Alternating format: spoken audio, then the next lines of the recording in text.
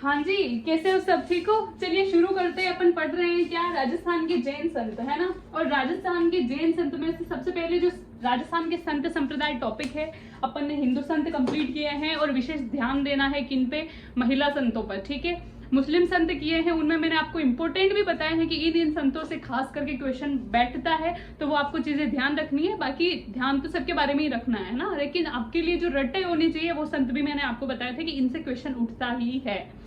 फिर मुस्लिम संतों में जो मेन महिला संत है ना, बीच बीच मैंने आपको बताया था, जैसे ख्वाजा मोइनुद्दीन चिश्ती की जो बेटी है, हमीमुद्दीन नागौरी की जो पत्नी थी, है ना, उनकी दरगाह कहाँ है, ख्वाजा मोइनुद्दीन चिश्ती की बेटी की, है ना। और हमीमुद्दीन नागौरी की जो बीवी थी वो भी एक आध्यात्मिक महिला थी, और उनके बारे में भी अपन ने काफी सारी चीजें मतलब चर्चा करी थी। इसके बाद में जहां आरा बेगम, औरंगजेब की बहन, है ना, मुनिसुल अक्खा, है ना, ख्वाजा मोइनुद्दीन चिश्ती की जीवनी तैयार करवाई थी उन्होंने, पैदल चल के आई थी यहाँ पर। तो बहुत सारी जो महिलाओं के नाम आए थे मुस्लिम संतों में, उनको आपको खास करके ध्यान रखना है। ठीक है, और इसके बाद है अब जैन संप्रदाय, है ना। जैन संत जितने भी हैं वो अपन पढ़ने वाले हैं, 1-2 दिन ये टॉपिक चलेगा, उसके बाद ये टॉपिक खत्म है ना। जैन संतों में सबसे पहले मैं आपको चीज बता देती हूँ क्या, कि आचार्य भिक्षु स्वामी। यहाँ पर जो जितनी भी चर्चाएं होगी सिर्फ 5 चीजों के बारे में होगी। ठीक है, एक तो है कि जैनों की शाखा कौन सी, श्वेतांबर और दिगंबर। ठीक है, इसके बारे में मैं आपको बताऊंगी कि ये क्या होता है। ठीक है, और इसके बाद एक होता है अणुव्रत आंदोलन और एक होता है महाव्रत आंदोलन। इन दोनों में क्या फर्क है और क्या चीजें सेम है वो भी मैं आपको बताऊंगी। ठीक है, और एक आएगा इधर तेरापंथी संप्रदाय। ठीक है, क्या आएगा, तेरापंथी संप्रदाय। जो जितने भी आचार्य पढ़ेंगे अपन वो तेरापंथी संप्रदाय से संबंधित है, और तेरापंथी संप्रदाय जो है श्वेतांबर शाखा का संप्रदाय है। ठीक है, तो आपको ये चीज ध्यान रखनी है। तो सबसे पहले मैं आपको क्लियर कर लेती हूँ ये जो तेरापंथी संप्रदाय है। चलो एक बार क्लियर करते हैं भिक्षु स्वामी को, फिर मैं आपको बताती हूँ। ठीक है, तो आचार्य भिक्षु स्वामी, है ना, आचार्य भिक्षु स्वामी का जन्म अगर होता है तो वो होता है कंटालिया पाली में। कंटालिया जगह या स्थान का नाम है, कहाँ पड़ता है, पाली में। और इन्होंने तेरापंथी संप्रदाय की शुरुआत करी थी। अगर पूछ लिया जाए क्वेश्चन में कि तेरापंथी संप्रदाय या फिर श्वेतांबर शाखा का तेरापंथी संप्रदाय के प्रवर्तक कौन है, तो कौन है, आचार्य भिक्षु स्वामी। जो जिसने शुरुआत करी वही उसका प्रवर्तक होता है। ठीक है, वही उसका प्रवर्तक माना जाता है। तो इसके प्रवर्तक कौन है, तो वो है आचार्य भिक्षु स्वामी। ठीक है, इनकी जो मृत्यु के बारे में अगर बात करें तो वो हुई थी सिरियारी पाली में। अगर भिक्षु आचार्य भिक्षु स्वामी के से संबंधित अगर अपन बात करें तो एक ही चीज बहुत ज्यादा इंपॉर्टेंट है, जन्म और मृत्यु कोई भी आपको ध्यान नहीं रखना है, स्टार लगा देना, आपको याद रखनी है। तो क्या रखना है, तेरापंथी संप्रदाय। ठीक है, क्या याद रखना है, तेरापंथी संप्रदाय के जो प्रवर्तक हैं, जो शुरुआत करी थी वो किसने करी थी, आचार्य भिक्षु स्वामी ने। अब अगर आगे जो भी अपन पढ़ने वाले हैं जैन संत, वो तेरापंथी संप्रदाय का नाम उसमें आएगा ही आएगा, है ना, उससे संबंधित है।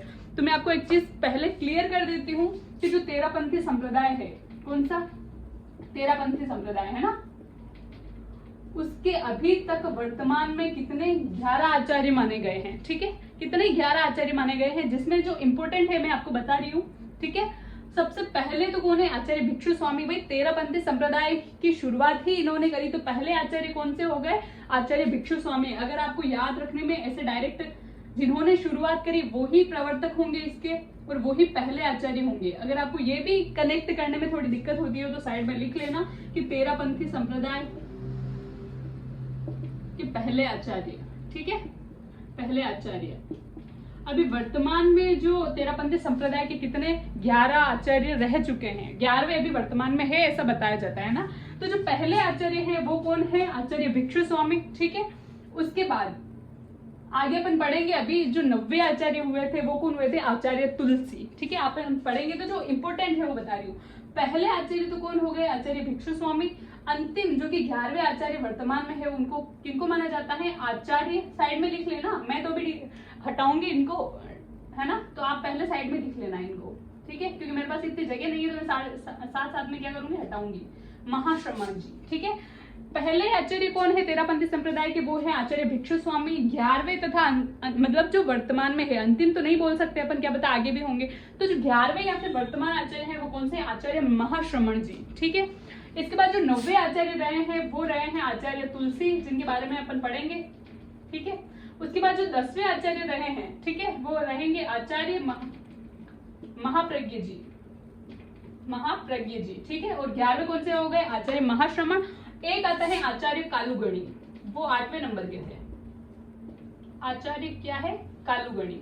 ठीक है, ये चीजें आपको बेसिक नॉलेज के लिए ध्यान ही रखनी है, क्योंकि आपको क्वेश्चन क्या पता घुमा फिरा के आ जाए, तो आप अच्छे से रिलेट कर पाओ और उसका आंसर दे पाओ। ठीक है, तो पहले तेरापंथी संप्रदाय के जो पहले आचार्य रहे वो कौन है? भिक्षु स्वामी, वो ही इसके प्रवर्तक माने जाते हैं, शुरुआत उन्होंने ही करी थी। उसके बाद जो 11वें और वर्तमान आचार्य हैं वो कौन से हैं?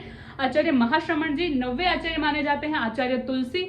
10वें आचार्य माने जाते हैं आचार्य महाप्रज्ञ जी। और 8वें आचार्य माने जाते हैं कालूगणी, आचार्य कालूगणी। ठीक है, तो आपको ये चीज ध्यान रखनी है। यहाँ ये सारी चीजें मैं लिखवाऊंगी नहीं, आप साइड में इनको लिख सकते हो, और पूरे जो जैन संत है इसी पे बेस्ड है। ठीक है, इसलिए आपको फिर दिक्कत नहीं होगी। ठीक है, तो चलिए, आचार्य भिक्षु स्वामी के बारे में सिर्फ आपको इतनी सी चीज ध्यान रखनी है, बाकी कुछ भी नहीं है। ठीक है, इसके बाद है आचार्य तुलसी। आचार्य तुलसी के बारे में अभी मैंने आपको बता दिया कि ये तेरापंथी जो संप्रदाय है उसके कौन से 9वें आचार्य माने जाते हैं, और यही क्वेश्चन बार बार पूछा जाता है ना, कौन से आचार्य कौन से नंबर के, तेरापंथी संप्रदाय के कौन से नंबर के आचार्य रहे हैं। तो ये बहुत ज्यादा इंपॉर्टेंट क्वेश्चन बनता है, तो आपको ये चीज ध्यान रखनी है।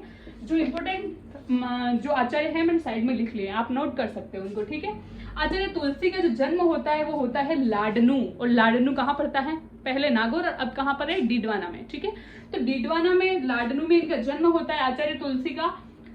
किस दिन? तिथि लिखना चाहे तो कार्तिक शुक्ल द्वितीया, कोई इंपॉर्टेंट नहीं है लेकिन फिर भी। ठीक है, कब लिख सकते हो? कार्तिक शुक्ल द्वितीया को। कब आती है कार्तिक शुक्ल द्वितीया? मैंने आपको बताया था जब अपने त्योहार पड़े थे, याद करो वो दिन। ठीक है, कार्तिक अमावस्या को आती है दीपावली, और दीपावली को माना जाता है किसका निर्वाण दिवस? एक तो दयानंद सरस्वती का, स्वामी दयानंद सरस्वती का, और एक महावीर स्वामी जी का निर्वाण दिवस माना जाता है दीपावली के दिन। ठीक है, उसके बाद दूसरे दिन क्या आती है बताओ मुझे आप?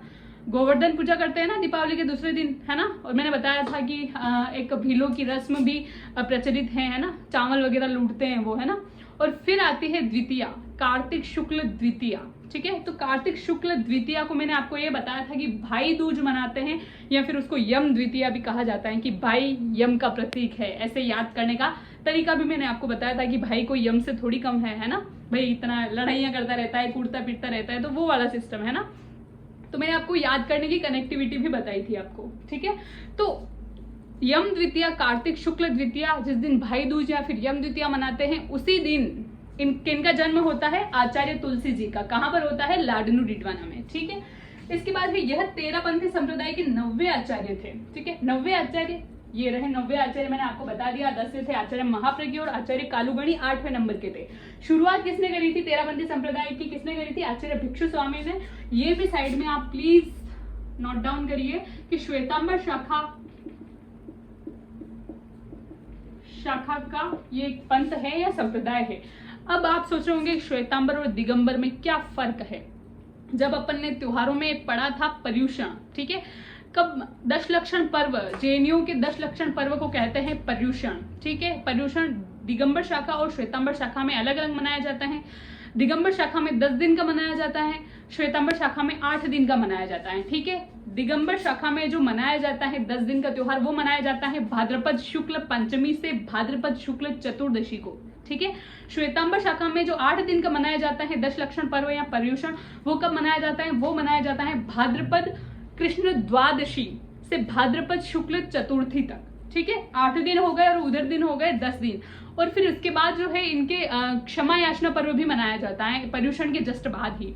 तो दिगंबर का जो क्षमा याचना पर्व जो मनाया जाता है, उस दिन जैन संत भगवान से माफी मांगते हैं कि हमसे गलती हो गई है, हमारे सारे उन कर्मों के लिए माफ करना, हमें क्षमा करना। ठीक है, तो उस दिन थोड़ा एकांत में बैठते हैं और यूँ सोचते रहते हैं कि भाई हम रिवाइज करते हैं, भाई हमसे मैंने उनको इतना बुरा बोला, कभी ये चीज गलती हो गई थी, हल्की सी कभी ज्यादा सामान में मिलावट कर दी थी। भाई ज्यादातर व्यापारी होते हैं ना उनके जैनों में, तो वो सारी चीजें करके माफी मांगते हैं। ठीक है, तो जो दिगंबर संप्रदाय है, जो दिगंबर शाखा है ना, तो उनका जो ये क्षमा याचना पर्व आता है उसको बोलते हैं पड़वा ढोक। और वो किस दिन मनाया जाता है? वो मनाया जाता है आश्विन कृष्ण एकम को। ठीक है, और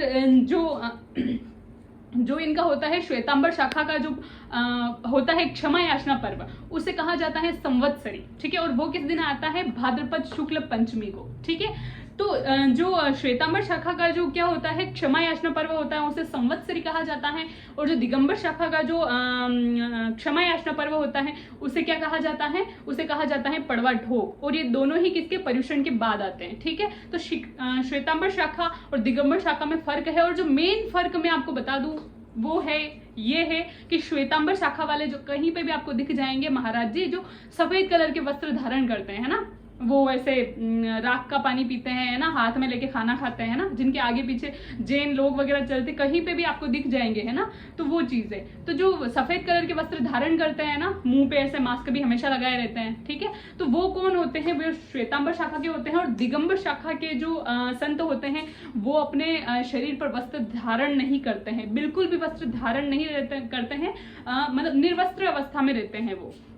क्यों? क्योंकि उनका मानना ऐसा है कि ये जो वस्त्र है ये भी एक भौतिक वस्तु है, ये भी एक तुच्छ वस्तु है, और हम क्या मोक्ष के लिए इन चीजों से सबसे ऊपर उठ चुके हैं, तो ये हम भौतिक चीजों के संपर्क में बिल्कुल नहीं रहेंगे, ठीक है। तो वो चीज है। तो दिगंबर और श्वेतांबर शाखा में ये फर्क है। तो जो तेरापंथी संप्रदाय है ये किसका है, श्वेतांबर शाखा का है, ठीक है। तो श्वेतांबर शाखा का है, ये आपको ध्यान रखनी है। तो यह कौन थे, आचार्य तुलसी। जो तेरापंथी संप्रदाय है उसके कौन से थे, 90 आचार्य थे। 1949 को सरदार शहर पड़ता है चूरू में, ठीक है। ये बहुत ज्यादा इंपॉर्टेंट क्वेश्चन है कि अणुव्रत आंदोलन की शुरुआत किसने करी थी। तो अणुव्रत आंदोलन की शुरुआत किसने करी थी, अ से अणुव्रत और अ से क्या, आचार्य तुलसी, ठीक है। तो अणुव्रत आंदोलन की जो शुरुआत करी थी किसने करी थी, आचार्य तुलसी ने करी थी। कब करी थी, 1949, सॉरी यहाँ पे 2 मार्च भी लिख लेना, ठीक है, साइड में 2 मार्च 1949 को सरदार शहर पड़ता है चूरू में, वहां से अणुव्रत आंदोलन की शुरुआत करते हैं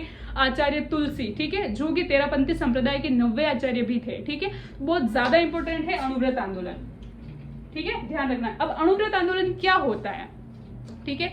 जब अपन ने बीच बीच में वैसे अपने ये टॉपिक निकला भी था और मैंने डिस्कस किया भी था, हमेशा मैं करती हूँ चीजों को ऑलराउंडर लेके, ठीक है। तो जब अपने त्योहार पड़े तब भी मैंने आपको बताया था, एक तो होता है जेएनयू के क्या 5 धर्म होते हैं, सॉरी 5 क्या होते हैं, नियम होते हैं, क्या वो भी मैंने आपको बताया थे, सत्य, अहिंसा, अस्तेय, अपरिग्रह और ब्रह्मचर्य, ठीक है। तो महाव्रत होता है, एक होता है अणुव्रत। महाव्रत का पालन करने वाले जो बनते हैं वो बनते हैं साधु या साध्वी, जो आपको पता है कि मतलब सिर्फ आश्रम वगैरह में रहते हैं और घर परिवार, कुल मिला के ये है कि महाव्रत और अणुव्रत आंदोलन जो होते हैं उनमें फर्क ये है कि जो महाव्रत, महा मतलब सबसे बड़ा है ना, तो महाव्रत का जो पालन करते हैं वो क्या साधु बन जाते हैं, वो गृहस्थ आश्रम या फिर जो भी है परिवार के साथ बिल्कुल नहीं रहते हैं, है ना, भौतिक चीजों से दूर हो जाते हैं। और अणुव्रत का जो पालन करते हैं ना, तो अणुव्रत का जो पालन करने वाले लोग जो है ना, जो गृहस्थ परिवार वाले होते हैं ना, जिनके जैसे कि पत्नी भी है, बच्चे भी हैं, है ना, तो लोगों के साथ और परिवार में रहकर वो क्या इन नियमों का पालन करते हैं, ठीक है। और नियम कौन सा है, 5 मेन ही है, सत्य, अहिंसा, अस्तेय, अपरिग्रह और ब्रह्मचर्य। सत्य, हमेशा सत्य बोलना चाहिए। अहिंसा मतलब कभी भी जीव हत्या नहीं करनी चाहिए, या फिर ऐसे अहिंसा मतलब ये मारा पीटी कभी भी नहीं करनी चाहिए। कभी देखा है आपने जैन लोगों को मारा पीटी करते हुए, बिल्कुल भी नहीं। इनके 5 नियम है, ठीक है। सत्य, अहिंसा, अस्तेय, अस्तेय मतलब चोरी कभी भी नहीं करनी चाहिए, बिल्कुल भी। अपरिग्रह मतलब कि संचय नहीं करना चाहिए, ठीक है। किसका, धन का, ठीक है। ज्ञान का संचय करना चाहिए और ज्ञान का दान भी करना चाहिए, ठीक है। लेकिन क्या, धन का संचय नहीं करना चाहिए। भाई आज जो आए हैं पैसे आज वापरो उनको, ठीक है, नहीं तो और जो ऐसे लोग हैं जिनको जरूरत है, जिनके खाना नसीब नहीं हो रहा, तो उनको दान भी करो, है ना।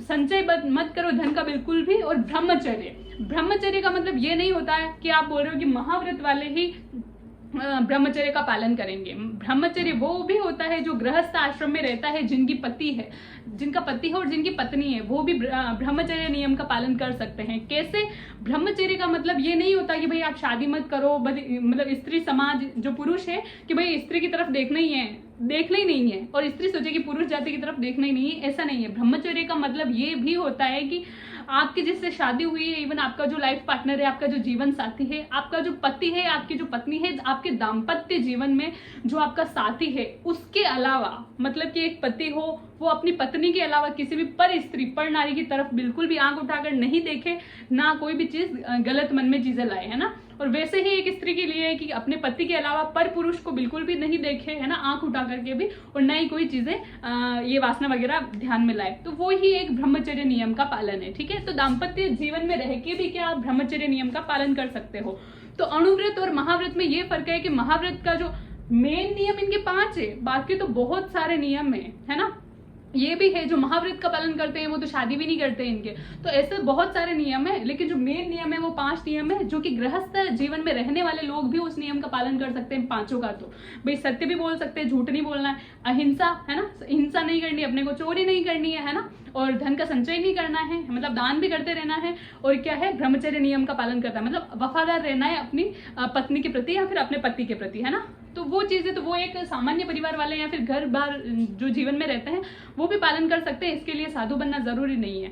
तो महाव्रत वाले अलग हो जाते हैं जो महाव्रत का पालन करते हैं, ठीक है, और अणुव्रत जो कि एक गृहस्थ जीवन वाले भी कर सकते हैं, ठीक है। तो क्लियर है आपको, दिगंबर और श्वेतांबर शाखा में फर्क बता दिया, महाव्रत और अणुव्रत दोनों चीजों में आपको मैं फर्क बता दिया, ठीक है। इसका अर्थ क्या होता है अणु, अगर आप साइंस बैकग्राउंड से हो तो आप बहुत अच्छे से समझोगे, और अगर नहीं हो फिर भी इतना तो समझते हैं होंगे कि किसी भी वस्तु का या फिर किसी भी पदार्थ का जो सूक्ष्मतम यानी सबसे छोटा जो कण माना जाता है वो होता है परमाणु, और 2 या 2 से अधिक परमाणुओं के मिलने से क्या बनता है, अणु का निर्माण होता है, ठीक है। तो अणु मतलब सूक्ष्मतम नहीं बोल सकते, लेकिन छोटा यही होगा ना, सूक्ष्म या फिर छोटा। परमाणु तो मतलब सूक्ष्मतम, मतलब इससे छोटा कोई होगा ही नहीं है कण, सबसे छोटा कण वो। अणु मतलब होता है छोटा या फिर सूक्ष्म। व्रत, अणुव्रत, व्रत का मतलब होता है एक टाइप का संकल्प, ठीक है। अणु मतलब कि ये 5 नियम हो गए, या फिर और भी कोई छोटे मोटे नियम हो सकते हैं, मेन तो वो 5 है, आपको ध्यान रखना है।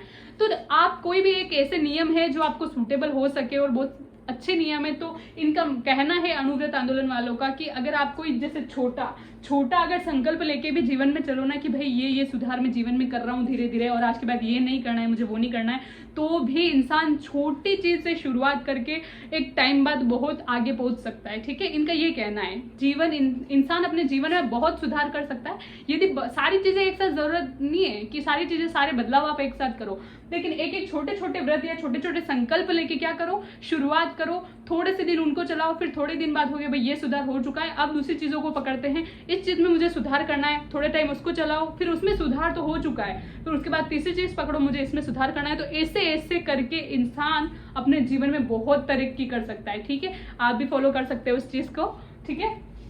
जरूरी नहीं है कि जैन लोग ही करे, भाई अपन भी तो पढ़े लिखे, अपन भी तो कर सकते हैं, ये तो सब इंसान पे लागू होता है, ठीक है। तो ये चीज है। तो अणुव्रत आंदोलन की जो शुरुआत करी थी वो किसने करी थी, आचार्य तुलसी ने। कहां से करी थी, सरदार शहर चूरू से, और कब करी थी, 2 मार्च 1949 को, ठीक है। इसके बाद 1991 में कहां पर, लाडनू पड़ता है डिडवाना में, जहां पर इनका जन्म हुआ था।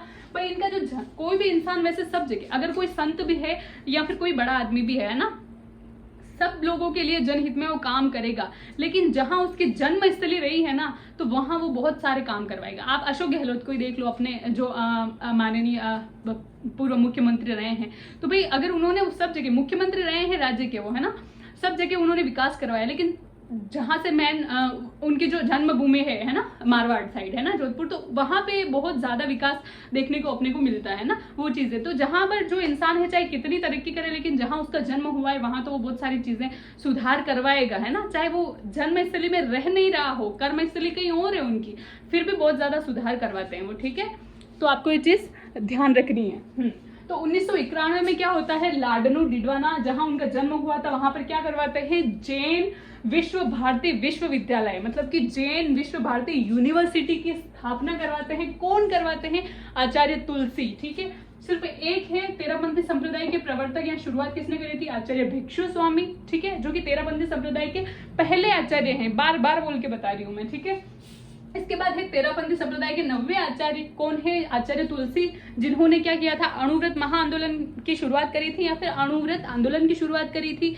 कब करी थी, 2 मार्च 1949 को सरदार शहर चूरू से, और उन्होंने ही क्या किया था, आचार्य तुलसी ने जैन विश्व भारती यूनिवर्सिटी की स्थापना करी थी। कहाँ करी थी, लाडनू डिडवाना ने। कब करी थी, 1991। आपको पता हो तो राजस्थान में 3 जिले बने हैं, BDR 10 अप्रैल 1991 को 12 दौसा राजसमंद। ठीक है, तो चलिए खैर ये तो एक पॉइंट था कि आपको सन से साइड में एक और चीजें याद रखनी जाए। ठीक है, इसके बाद 1994 में सुजानगढ़ चूरू में इन्होंने क्या मर्यादा महोत्सव का आयोजन करवाया था।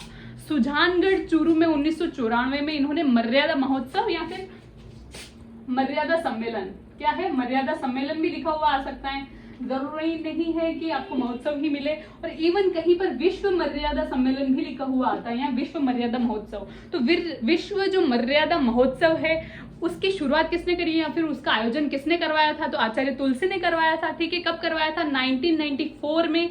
कहां पर, सुजानगढ़, और सुजानगढ़ कहाँ पड़ता है, चूरू। ठीक है, तो आपको एक चीज तो कॉमन दिख रही होगी कि भाई डिडवाना है ना, मतलब मारवाड़ साइड इनका जन्मस्थली रह रही है, लेकिन शेखावाटी क्षेत्र इनकी कर्मस्थली रह रही है। आप निकाल पा रहे हो ना थोड़ा इसका सार, है ना, चूरू है ना, तो इनकी जन्मस्थली तो नागौर साइड रही है, तो जन्मस्थली में भी इन्होंने कर्म करे, ऐसा नहीं है, यूनिवर्सिटी बनाई है, लेकिन शेखावाटी एरिया में भी इनका बहुत अच्छा प्रभाव रहा था। तो आपको ये चीज ध्यान रखनी है, ये चीज यहाँ लिखनी नहीं है, तो ये चीज समझने के लिए कि भाई आप रट रहे हो, लेकिन रटने में भी आप मतलब अकल से रट रहे हो, नकल में भी अकल होनी चाहिए, है ना, वो वाली चीज है। तो आपको ध्यान रखना है कि इनकी जन्मस्थली नागौर मतलब डिडवाना में रह रही है, मारवाड़ साइड में, लेकिन इनकी कर्मस्थली क्या मारवाड़ साइड भी है और शेखावाटी एरिया भी है। ठीक है, इसके बाद मर्यादा महोत्सव का जो आयोजन करवाते हैं, कौन करवाते हैं, आचार्य तुलसी।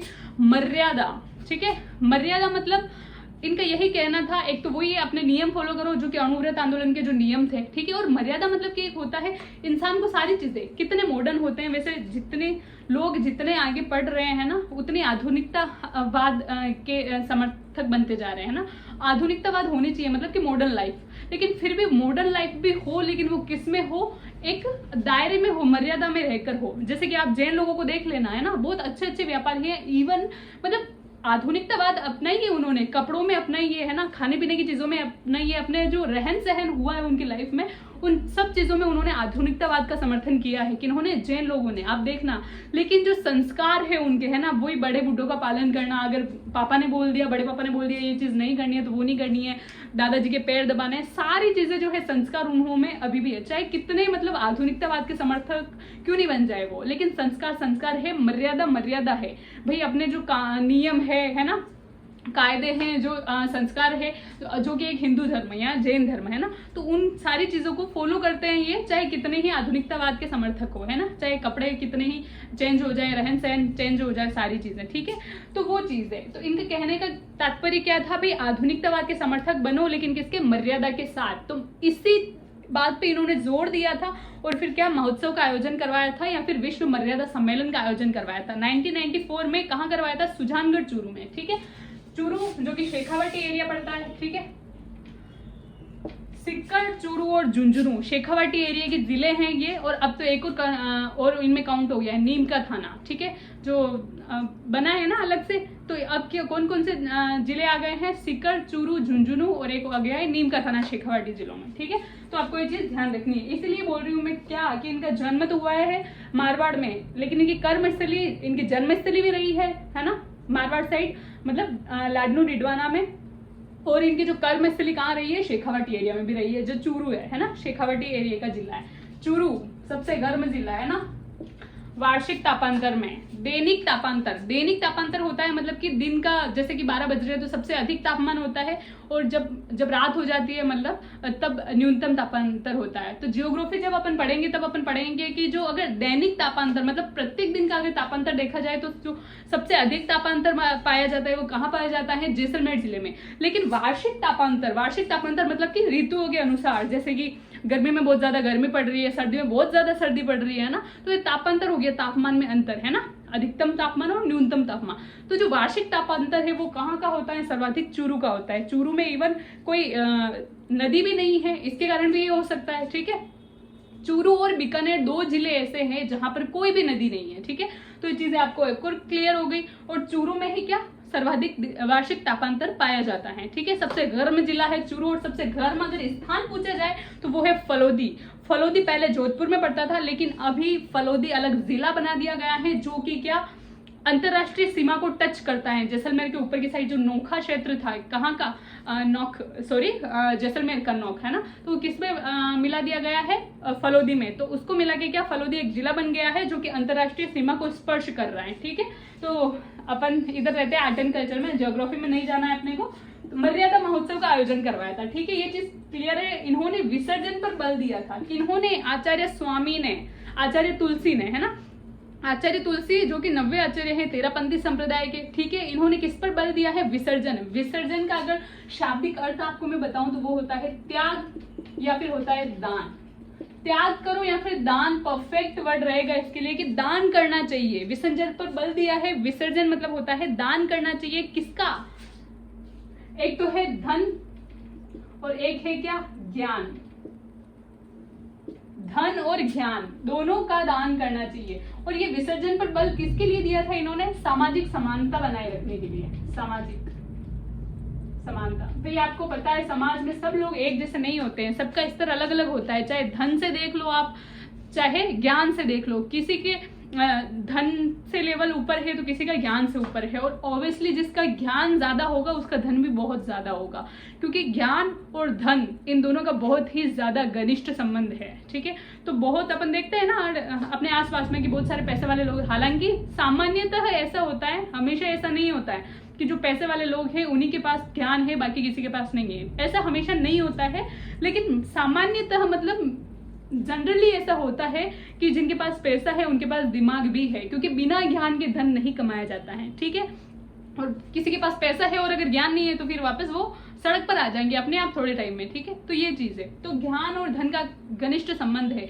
तो आचार्य तुलसी ने क्या बोला था कि विसर्जन पर बल दिया था, धन का और ज्ञान दोनों का दान करो आप। अगर आपके पास, आपको लगता है कि ज्यादा है और आपके समाज में जो भी लोग रह रहे हैं उनके पास कम है क्या, ज्ञान भी और धन भी, तो आपके पास जो ज्ञान है उनको दो कि भाई कैसे पैसा कमाना है, कैसे समाज में रहना है, कैसे सबको सामाजिक एकता मतलब बढ़ानी है और सामाजिक समानता लेके आनी है। और अगर आपके पास धन है, उनके पास नहीं है धन, तो भी इवन उनको धन दान करो ताकि वो अपनी जरूरत की आवश्यकताएं है ना, मतलब जरूरत की चीजें हैं वो पूरी कर पाए जो दैनिक आवश्यकता होती है। और भाई आपके क्या फर्क पड़ जाएगा, आप तो वैसे ही अप हो लेवल से, तो भाई उनको थोड़ा सा दे दो। तो किसका विसर्जन मतलब किसका दान करना है, किसका त्याग करना है, मतलब किसका करना है, धन और ज्ञान दोनों का। ठीक है, अच्छा पहले मैं आपको बता दूं आचार्य तुलसी का जो जन्म होता है लाडनू डिडवाना में कार्तिक शुक्ल द्वितीया को। अगर वैसे तो इनके मम्मी पापा का नाम पूछेंगे नहीं, अगर पूछ लिए जाए आचार्य तुलसी के पिता का नाम, तो वो है, पिता का नाम तो है क्या है, झूमर लाल। ठीक है, और माता का क्या नाम है, वंदना। ठीक है, तो आपको ये चीज ध्यान रखना है, पिता का क्या नाम है, झूमर लाल, और वंदना उनकी माता का नाम है आचार्य तुलसी। ठीक है, तो ये चीज आ गया। और एक कथन ये बहुत ज्यादा इंपॉर्टेंट है, फेमस है, और एक बार क्वेश्चन में भी आया था कि इंसान पहले इंसान बाद में हिंदू या मुसलमान, ये कथन किसका है।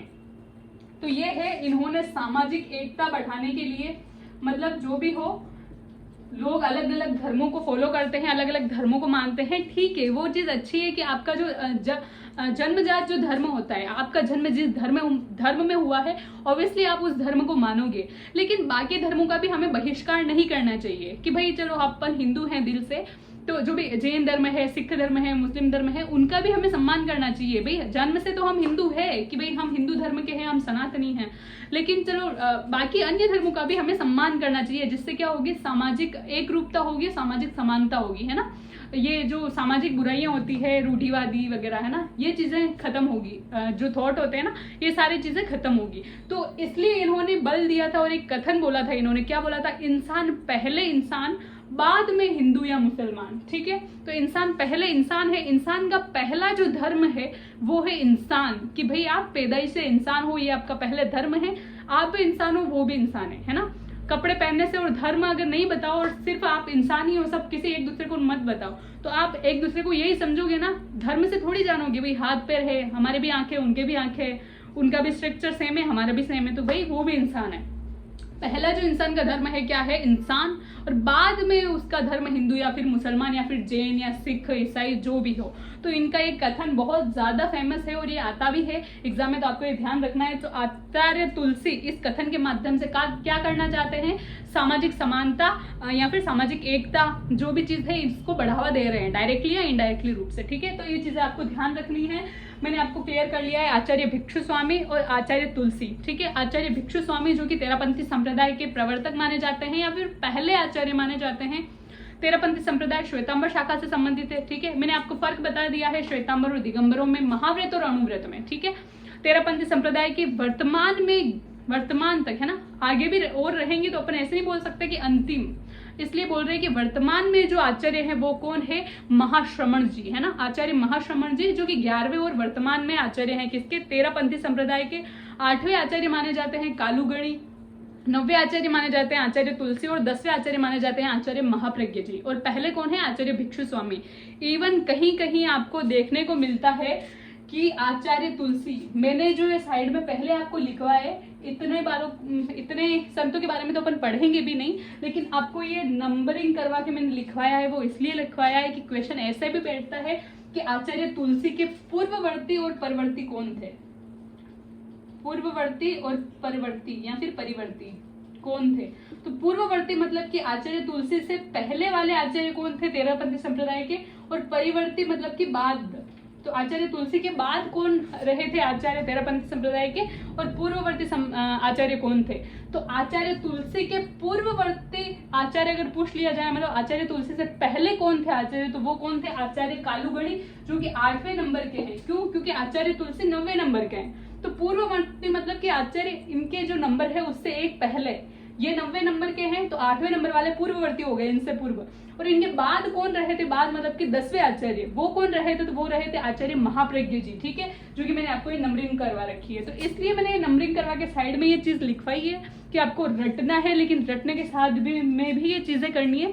क्वेश्चन घुमा फिरा के आए, चीजें कर सकते हो। ये चीजें मिथक है कि भाई क्वेश्चन घुमा फिरा के आ रहे हैं, ऐसे वैसे चीजें कहीं कहीं थोड़ा सही हो सकता है, लेकिन कहीं कहीं ये भी है कि अपन उतनी मेहनत भी नहीं करते हैं, ठीक है। तो रटो, लेकिन घुमा फिरा के अगर क्वेश्चन भी आए तो आप उसको क्रैक कर पाओ, क्वेश्चन को बिल्कुल आंसर दे पाओ, तो उस चीज से आपको ये चीजें करनी है, ठीक है। ठीक है, तो बस आज के लिए इतना ही, थैंक यू।